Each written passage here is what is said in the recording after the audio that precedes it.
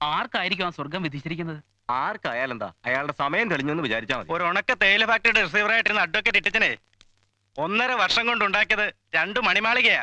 ചിത്തിരപുരത്തെ സ്ഥിതി അതാണോ? പറമ്പി കൊഴിഞ്ഞു വീഴുന്ന നാളികേരം പറക്കി വിറ്റാ മതി, ഒരു തലമുറയ്ക്കുള്ളത് ഉണ്ടാക്കാം. കൊലക്കേസ് അന്വേഷിക്കാൻ ചെന്ന പോലീസുകാരൻ എന്നോട് പറഞ്ഞതാ കൊട്ടാരത്തിനുള്ളിൽ കോടിക്കണക്കിന് രൂപയുടെ പുരാവസ്തുക്കളുണ്ടെന്ന്. നമ്മൾ എന്തിനാ വെറുതെ വെള്ളം ഊറുന്നത്? ഉന്നതങ്ങളിൽ പിടിയുള്ളവർക്ക് ആ ഭാഗ്യം കിട്ടും. അത് ശരിയാ.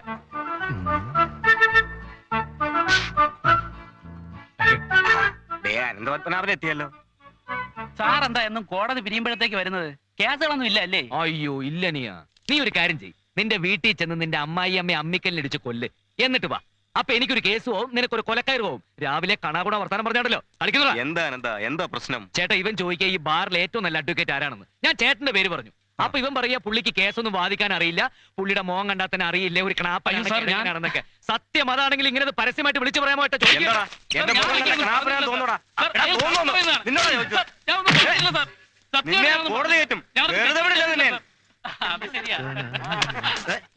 എന്താടോ അകത്തൊരു കൂട്ടച്ചിരി? പണ്ട് ചന്തുമേനോൻ ചെണ്ട കൊട്ടിച്ച പോലെ വല്ല സംഭവം കോടതിയിൽ നടന്നോ? ദിവസവും അങ്ങനെ പലരെയും അവിടെ ചെണ്ട പൊട്ടിക്കാറുണ്ട്. അത് ആസ്വദിക്കണമെങ്കിലേ വല്ലപ്പോഴും കോടതിക്കകത്തുനിന്ന് കയറണം. കോടതി കയറിയില്ലെങ്കിൽ എന്താടോ, തന്റെ വക്കീലിനേക്കാൾ കൂടുതൽ കേസ് എനിക്കുണ്ട്. അതേ, മറ്റ് വക്കീലന്മാരൊരു കേസ് കിട്ടിക്കഴിഞ്ഞാൽ അത് അവധിക്ക് വെപ്പിച്ച് കുറഞ്ഞത് ഒരു 5 വർഷത്തേക്കെങ്കിലും നീട്ടും. അതേ കേസ് എന്റെ കൈ കിട്ടിയാൽ അത് 5ന്റെ അന്ന് ഞാൻ ഒതുക്കും. പിന്നെ അവന്മാർ 5 വർഷം തൊണ്ടയിലെ വെള്ളം വറ്റിച്ചുണ്ടാക്കുന്ന കാശ് അത് വറ്റിക്കാതെ തന്നെ 5 ദിവസം കൊണ്ട് ഞാൻ ഉണ്ടാക്കും. പിന്നെ എന്തിനാണോ അതിനകത്ത് കയറുന്നത്? അതും ശരിയാ. അറിഞ്ഞോ, ചിത്രപുരം കൊട്ടാരത്തിന്റെ ഭരണം റിസീവർക്ക് കൈമാറി. ചിത്തിരപുരം കൊട്ടാരത്തിന്റെ ഭരണം റിസീവർക്ക് കൈമാറി. അത് ആർക്കെങ്കിലും കൈമാറിട്ട് തനിക്കെന്താടോ? അല്ല, ഇന്ന് സാറിന്റെ ഗുമസ്തനെ കണ്ടില്ലല്ലോ. അവൻ ചത്തു. എന്റെ കർത്താവേ, മുട്ടനാടുകൾക്കിടയിൽ അകപ്പെട്ട കുഞ്ഞാടിനെ പോലെ ആയല്ലോ ഞാൻ. ഞാൻ പറയുന്ന സമാധാനമായിട്ടൊന്ന് കേക്ക്. ഒത്തുതീർപ്പാണ് നല്ലത്. താനൊരു പുല്ലും പറയണ്ട. ഒത്തുതീർപ്പിനായിരുന്നെങ്കിൽ ഇങ്ങോട്ട് എന്നാണോ? ഞങ്ങളുടെ പഞ്ചായത്ത് ബസ്സിനെ കണ്ടാ മതിയായിരുന്നല്ലോ. എന്റെ സിസ്റ്ററെ, എനർജി വേസ്റ്റ് ചെയ്യരുതേ. അനന്തം വക്കീൽ ഒരു സമാധാന പ്രിയനാണ്. സമാധാനത്തിന്റെ 3 വെള്ളരി പ്രാവുകളാണ് അദ്ദേഹം വീട്ടിൽ വളർത്തുന്നത്. പിന്നെ ഞാൻ ഒരെണ്ണം ചത്തു. ഞാനെന്ത് വേണം? ഇയാളും ഇയാളെ തള്ളെ അകത്താക്കാതെ എനിക്ക് ഉറക്കം വരില്ല. അത്രയ്ക്ക് അനുഭവിച്ചു ഞാൻ. എന്തനുഭവിച്ചെന്നാ? അനുഭവിച്ചത് മുഴുവൻ ഞാനാ. കല്യാണം കഴിഞ്ഞ അന്ന് മുതൽ ഇവിടെ എനിക്ക് സമാധാനം തന്നിട്ടില്ല. എന്ന് ഭർത്താവിനെ അകത്താക്കിയാലേ അടങ്ങുള്ളൂ. എന്ത് നല്ല ഭാര്യ. സിസ്റ്ററെ, ഇത്രയും കാലം ഈ താടയോടൊപ്പം ജീവിച്ച താങ്കൾക്ക് പരമവീര ചക്രം തരണമെന്ന് എനിക്ക് ആഗ്രഹമുണ്ട്. പക്ഷെ എനിക്കതിന് വകുപ്പില്ല. പരമചക്രമല്ല, മരണചക്രം തനിക്ക് ഞാൻ തരാൻ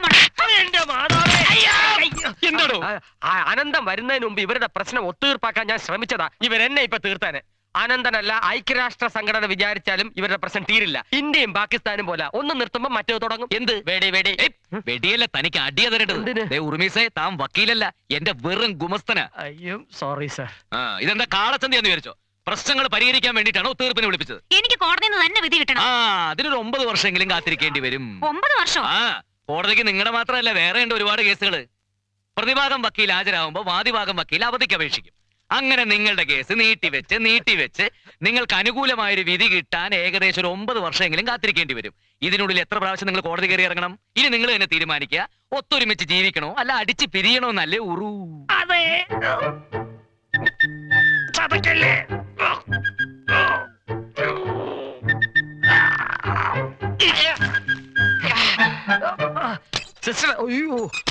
ബ്രദറെ, കോടതി കയറി ഇറങ്ങുമ്പോഴറിയാം അതിന്റെ ഏനക്കേട്. പ്രതിഭാഗം വക്കീൽ ചോദിക്കുന്ന ചോദ്യങ്ങൾ കേട്ടാ എത്ര തന്റെയാണെങ്കിലും തൊലി ഉരിഞ്ഞു പോവും. പരപുരുഷ ബന്ധം, അവിഹിത ഗർഭം, അനാശാസ്യ നടപടി, പീഡനം, ഇതൊന്നും സ്ഥാപിച്ചെടുക്കാൻ ഇക്കാലത്ത് യാതൊരു പ്രയാസവും ഇല്ല. ഒരു പെണ്ണ് വിചാരിച്ചാൽ മതി, വാദി ചിലപ്പോ പ്രതിയായെന്നിരിക്കും. ഇനി നിങ്ങൾ തീരുമാനിക്കും ഒത്തുതീർപ്പ് വേണോ അതോ തമ്മി തല്ലി പിരിയണോ എന്ന്. അനന്ത, സത്യത്തിൽ അനന്തനെ സമ്മതിച്ചെന്നിരിക്കുന്നു. തമ്മി തല്ലി പിരിയാൻ വന്നവരിപ്പതേ ഇണക്കുരുവികളെ പോലായി.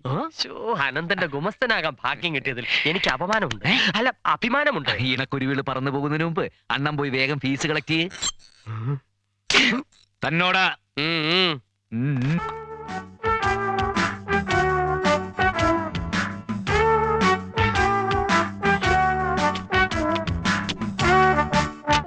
എന്താ ഉർമിച്ചേട്ടാ ഇത്? വിഴുങ്ങാതെ സാവധാനം തിന്ന്. എന്ത് മൂടോടെ അമുക്കുക എന്നുള്ള എന്റെ ഒരു ശീലമായിപ്പോയി. ഓരോരുത്തർ തൊണ്ടി വിഴുങ്ങുന്നു, പിന്നാണോ തൊണ്ടില്ലാത്തൊരു പഴം. അപ്പൊ ചേട്ടൻ പറഞ്ഞ പോലെ IPC 304B തന്നെ പിടിക്കാം അല്ലേ? ചുമ്മാ പിടിച്ചാ പോരാ, മുറുകെ പിടിക്കണം. സംഗതി ഡൗറിയിടത്താ. അതെ, ലോ കോളേജ് 3-4 വർഷം ചരച്ചോണ്ടൊന്നും കാര്യമില്ല. അനുഭവജ്ഞാനം വേണം, അതാണ് എന്റെ വിജയം. പിന്നെ 2-3 ഉണക്കപ്പഴം ഫീസായിട്ട് തള്ളിയാ പോരാ. ഇപ്പൊ ലോ പോയിന്റ്സിനൊക്കെ ഭയങ്കര ചാർജാ. വാദം കഴിയട്ടെ തരാന്നേ. വാദം കഴിയുമ്പോ പിന്നെ പിത്തമാവും. അപ്പൊ കൈ കാശില്ലാതൊന്നും പറഞ്ഞേക്കരുത്. എന്താടോ ഉർമീസെ പുതിയ വക്കീലിനെ ചാക്കിടുന്നത്? തന്റെ അനന്തം വക്കീൽ എത്തിയില്ലേ? കോടതി പിരിയാറായില്ലല്ലോ, അപ്പോഴല്ലേ ഒത്തീർപ്പ് വക്കീൽ എഴുന്നള്ളൂ. തനിക്ക് ഈ ഒത്തീർപ്പ് വക്കീലിന്റെ കൂടെ നടക്കാതെ കേസുള്ള വക്കീലന്മാരുടെ കൂടെ പോകാൻ പാടില്ലേ? ദേ എന്നെ കണ്ടു പഠിക്കേ. അനന്തന് കേസില്ലെങ്കിൽ ഞാൻ സഹിച്ചു. താൻ തന്റെ വക്കീലിന് കേസുണ്ടാകാൻ ദൈവത്തിനോട് പ്രാർത്ഥിക്കുക. അല്ല പിന്നെ അത് അനന്തം വന്നല്ലോ. അനന്തനെ കുറിച്ച് പറഞ്ഞ് ഞാനിപ്പോ എന്റെ നാക്ക് വായിലോട്ട് ഇട്ടതേ ഉള്ളൂ. താൻ കണ്ടില്ലേടോ? തന്റെ ചീഫും ക്രോസും കഴിഞ്ഞോ? ആ കഴിഞ്ഞു. അനന്തൻ ഇരിക്കെ, നമുക്ക് ഇനി വിസ്തരിച്ചൊന്ന് ഞാൻ വിസ്തരിക്കാൻ വേണ്ടി വന്നതല്ല, വക്കീലിന് ഒരു താങ്ക്സ് പറയാൻ വേണ്ടി വന്ന. ഈ കുരിശിനെ പുതിയ ഗുമസ്തനായി കിട്ടിയ സ്ഥിതിക്ക് എനിക്ക് നല്ല വേറെ ആളെ തപ്പാലോ. അനന്ത സ്റ്റോപ്പ്. എന്ത് മങ്കത്തോയി പറയുന്നത്? ഇന്നലെ കോട്ട് വിട്ടോണ്ടിറങ്ങിയ ചീള് പിള്ളേരുടെ ഗുമസ്തനായിട്ടിറങ്ങിയ ഉർമീസിനെ കിട്ടില്ല. ഞാൻ ഇവന് കുറച്ച് ലോ പോയിന്റ്സ് പറഞ്ഞു കൊടുക്കായിരുന്നു. ചുമ്മാ കക്ഷികൾ കോടതി വരാൻ കാത്തു നിൽക്കുമ്പോഴാണോ താൻ ഇതിനകത്ത് കയറി വല്ലവന്റെ ഇര വിഴുങ്ങുന്നത്? നിലാവുണ്ടെന്ന് കരുതി വെളുക്കോളം മോട്ടിക്കരുത്. വല്ലപ്പോഴും അല്ലേ നിലാവ് കിട്ടൂ. അപ്പം മോട്ടിക്കാവുന്നിടത്തോളം മോട്ടിക്കാം. കക്ഷികൾ കോടതി വരാൻ നിരങ്ങട്ടെ. ആര് പറഞ്ഞു തൊട്ടതിന് പിടിച്ചെടുക്ക കേസ് കൊടുക്കാൻ? അതുകൊണ്ടാണോ ഞാനും താനൊക്കെ 3 നേരം സുഭിക്ഷമായിട്ട് ഭക്ഷണം കഴിച്ചു പോകുന്നത്? പോടോ കോടതി വരാന്തേലേക്ക്. കറക്റ്റ്.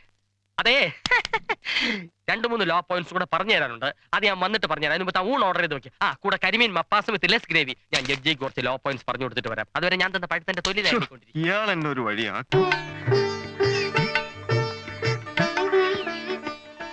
അമ്മേ, എന്താടാ നേരത്തെ ഒത്തുതീർപ്പൊന്നും നടന്നില്ലേ? ഒരു ക്രിയയും നടന്നില്ല എന്റെ അപ്പൂപ്പ. വന്ന ആൾക്കാർക്ക് ഈ ഒത്തുതീർപ്പിൽ ഒട്ടും വിശ്വാസം ഇല്ലാണ്ടായിരിക്കുന്നു. ഇങ്ങനെ പോയ കോടതിയുടെ സ്വൈര്യം കെട്ടത് തന്നെ. കോടതിയുടെ സ്വൈരം കെട്ടാലും വേണ്ടില്ല, വീട്ടിലെ സ്വൈരം കെടാതിരുന്നാ മതി. ഇവിടെ എന്താ സ്വൈര്യക്കേട്? നിന്റെ അമ്മാവൻ ഇന്നിവിടെ വന്നിരുന്നു. ഓ, ഇനി പറയാനൊന്നുമില്ല. വക്കീല് പണിക്ക് അയച്ചിട്ട് വരുന്ന കേസൊക്കെ ഒത്തുതീർപ്പാക്കാൻ നീ എന്താ ഗാന്ധിയാണോന്ന് അയ്യേട്ടൻ ചോദിച്ചത്. പത്മാവതി, നിന്റെ ഏട്ടന്റെ കാന്തിയെ കുറിച്ച് പറയാനുള്ള വിവരമൊക്കെ അങ്ങനെ ചോദിക്കണ്ട അപ്പൂപ്പ. അപ്പൂപ്പൻ തന്നെ ഇവനെ ഇങ്ങനെ വഷളാക്കുന്നത്. ദേ, ഞാനിതൊന്നും കാണുന്നില്ല എന്നാ വിചാരം. അതാര്? എന്റെ അമ്മയുടെ നായര്. അച്ഛൻ അങ്ങനെ ഒരു പേരുണ്ടായിരുന്നോ? എന്റെ വായിരിക്കണൊന്നും കേക്കണ്ട. അമ്മയെ പ്രശ്നങ്ങൾ പരിഹരിച്ചാ പോരെ, അതിന് കോടതി തന്നെ പോണെന്ന് എന്താ അത്ര നിർബന്ധം? അതെ, നേരിട്ട് അമ്മാവനോട് തന്നെ അങ്ങ് ചോദിച്ചാ മതി. നാളെ രാവിലെ തന്നെ അങ്ങോട്ട് ഇല്ലണമെന്ന് പറഞ്ഞിട്ടാ ഏട്ടൻ പോയത്. ഇനി സുഗന്ധിയുമായിട്ടുള്ള കല്യാണക്കാര്യം സൂചിപ്പിക്കാനായിരിക്കോ?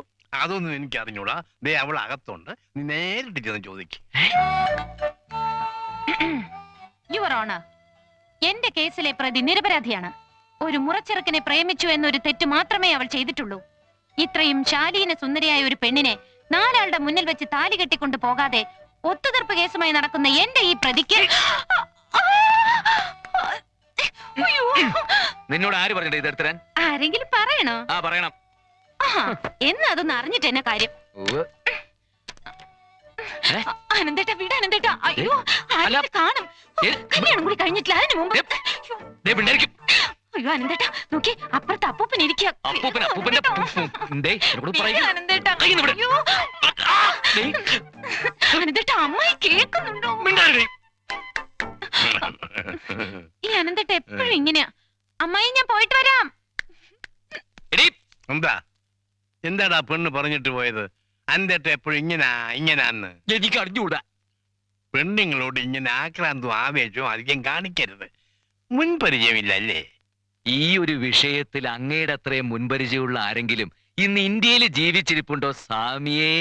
ശരണമയ്യപ്പ.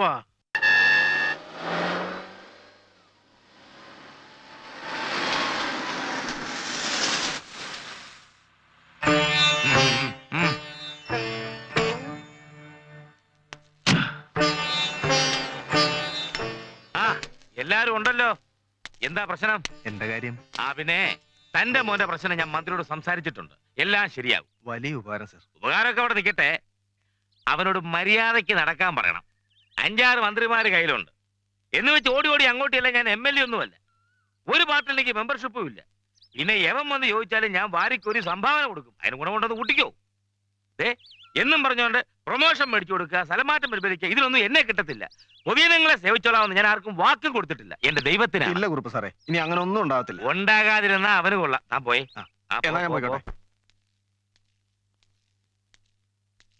നീ എപ്പോ വന്നു? കുറച്ചേരായി. ഇരിക്കെ, ഞാനിപ്പോ വരാം. ഓ,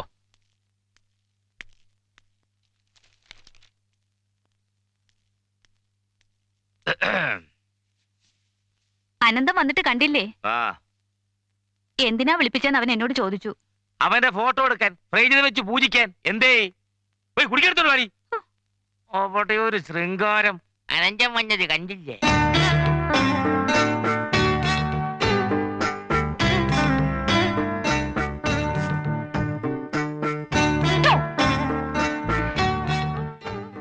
ഇല്ല അല്ലേ? എന്തിനാ വിളിപ്പിച്ചെന്ന് അച്ഛൻ പറഞ്ഞോ? ഇല്ല. എന്നാ ഞാൻ പറയാം. നിഷ്കളങ്കയായ എന്റെ ഇളയ മകൾ സുഗന്ധി ദേവിയെ ഞാൻ നിന്റെ കയ്യിലേക്ക് ഏൽപ്പിക്കാൻ പോവാണ്. എന്റെ പൊന്നമ്മാവ, മണിക്കൂറുകൾ മാത്രം യേശുക്രിസ്തു ചുവന്ന ആ കുരിശ് ജീവിതകാലം മുഴുവൻ എന്റെ പടലേക്ക് വെക്കാൻ പോവാണല്ലോ. ആനന്ദേട്ടാ, പിന്നെ എങ്ങനെയുണ്ട് വക്കീലെ കേസ് കേട്ടൊക്കെ? കാര്യങ്ങൾ നടന്നു പോകാനുള്ള കേസൊക്കെ ഉണ്ട് അമ്മാവ. കാര്യങ്ങളെന്ന് പറയുമ്പോൾ നിന്റെയും പത്മാവതിയുടെയും അല്ലേ? അല്ല, ഒരു പെണ്ണ് കെട്ടിക്കഴിഞ്ഞാൽ അവളെ പോറ്റാനും ഒത്തുതീർപ്പ് വേണ്ടി വരുവോ? വിവാഹ ജീവിതത്തിന്റെ വിജയം എന്ന് പറയുന്നത് തന്നെ ഒരു ഒത്തീർപ്പല്ലേ അമ്മാവ. സുഗന്ധിക്ക് ഒരിക്കലും പട്ടിണി കിടക്കേണ്ടി വരില്ല. അതെനിക്കറിയാമല്ലോ, പട്ടിണിയൊന്നും കിടക്കില്ല. കല്യാണം കഴിഞ്ഞാൽ അങ്ങോട്ട് വളരെ നല്ല സമയമാണ് എംബ്രാന്തിരി ഗണിച്ച് പറഞ്ഞത്. എന്താ അത്? പല്ലി ചെലച്ചതാ സത്യം. എന്നാൽ അത് പോരാ. എന്റെ ഒരേ ഒരു അനന്തരവൻ കല്യാണം കഴിച്ചു കഴിഞ്ഞ് പെണ്ണിന്റെ യോഗം കൊണ്ട് നന്നായ പോരാ, അതിനു മുമ്പേ നന്നാകണം.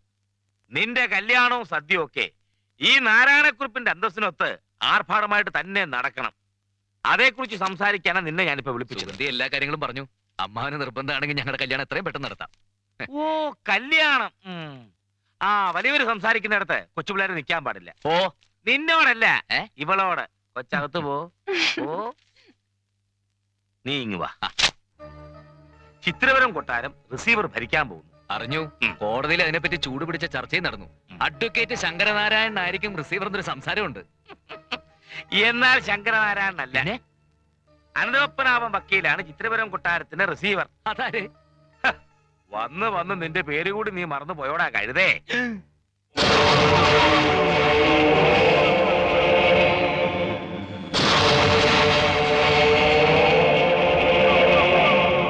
നീ തന്നെ ഇതൊക്കെ എങ്ങനെയാ പറഞ്ഞ് മനസ്സിലാക്കി കൊടുക്കുക?